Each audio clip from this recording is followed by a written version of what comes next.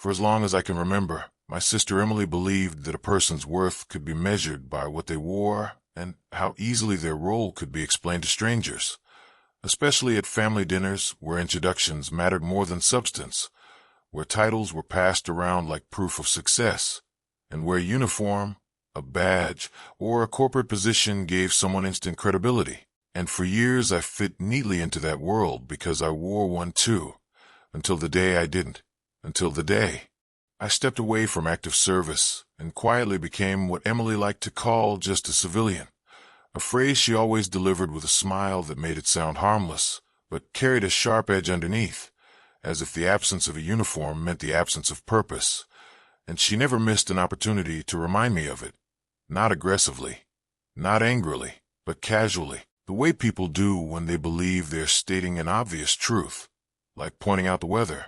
And over time I learned that arguing never changed her mind because she had already decided that importance needed to be visible, nameable, printable on a business card, and anything that couldn't be neatly explained wasn't worth much attention.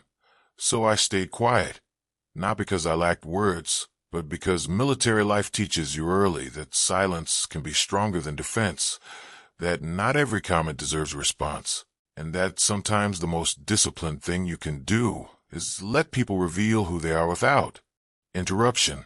And Emily revealed herself often, especially at gatherings where friends and extended family were present, where she liked to frame stories in ways that made her world look orderly and successful, and mine look unfinished, drifting, undefined. And she would joke about how I used to be someone important, or how, at least, I had some good stories from back then, always followed by laughter that encouraged others to join in, and they usually did. Not out of cruelty, but discomfort, because people tend to laugh when they don't know what else to do, and I never corrected them because the truth was complicated and explaining it would have taken more trust than the room had earned, and her husband Daniel was often present for these moments, a man who carried himself with confidence, not arrogance, a man used to leading meetings and being deferred to, respected in his field, sharp, articulate, and observant. And while he never mocked me directly, he listened when Emily spoke, and his silence felt like agreement, until one evening when the dynamic shifted in a way none of us expected. It was a dinner hosted at Emily's house, nothing formal, just close family and a few friends, the kind of night where careers inevitably become conversation currency, where promotions are compared and influence is measured in subtle ways, and as plates were cleared and drinks refilled, the topic drifted, predictably, toward work. Daniel spoke about a recent achievement, someone else, mentioned a new role, and then Emily smiled and gestured toward me with her glass and said lightly, "Well, he's a civilian now," as if that sentence wrapped up my entire existence neatly, as if no further explanation was required. And there was a pause, the kind where people wait to see if the subject will laugh along or push back. And I didn't do either. I simply took a sip of my drink and remained silent, and Emily laughed again, adding, "Must be nice, though. No real pressure anymore." And this time Daniel didn't smile. Instead, he looked at me directly and asked, "So what do you do now?" And it wasn't an aggressive question. It wasn't mocking. It was genuine curiosity, and I respected that enough to answer honestly but carefully, because some truths don't need to be unpacked fully. So I said, "I advise when needed." And Emily immediately laughed, the sound quick and dismissive, saying, "That's very vague." And then, "Sounds like a way of saying nothing." And a few people smiled. But Daniel didn't. Instead, he studied me for a moment, his expression shifting from curiosity to something more focused, and he asked a follow-up question that changed everything. "Who do you advise?" And I paused. Not for dramatic effect, but because accuracy matters. And then I said, "The same people who trained me." And after a beat added, "Sometimes the ones who outrank both of us." And the table went quiet in a way that felt heavy, not awkward but charged, like something important had entered the room unannounced. And I hadn't raised my voice or altered my tone, but Daniel's posture changed immediately, subtle but unmistakable.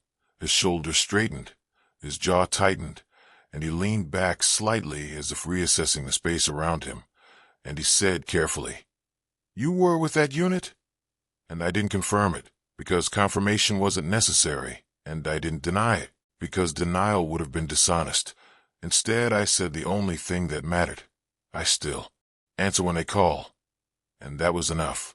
Daniel's face lost its color, not in fear but in recognition, the kind that comes when fragments suddenly align into a picture you weren't prepared to see. And Emily looked between us, confused, her smile fading as she realized she was no longer controlling the narrative. "What are you talking about?" she asked. But Daniel didn't answer her right away, because he was still processing what he had just understood. And when he finally spoke, it wasn't to her. It was to me, and his voice was quiet, respectful. "I didn't realize," he said. And later that night, after the conversation moved on and the room returned to a cautious normal, he pulled me aside and said something that stayed with me. "Some civilians aren't civilians, are they?" And I shook my head and said, "Some of us just stopped wearing the uniform." And Emily didn't laugh again that night. She didn't apologize either, but her eyes followed me differently, with uncertainty, replacing certainty, and that was enough, because I wasn't looking for validation. I wasn't looking to reclaim status or correct the room. I had long since learned that real authority doesn't announce itself, and genuine responsibility rarely comes with applause. And in the years since leaving active duty, I had learned another lesson too, that the most critical work often happens quietly, without titles, without ceremonies, without visible symbols of importance. And that stepping out of uniform doesn't mean stepping away from service. Sometimes it means you were trusted enough to continue without recognition, without explanation, without protection from misunderstanding. And that night reinforced something I already knew, but had never needed to articulate, that silence isn't weakness when it's chosen, that being underestimated can be a kind of freedom, and that the people who matter will eventually recognize what doesn't need to be advertised. And sometimes the most powerful thing you can say is very little at all.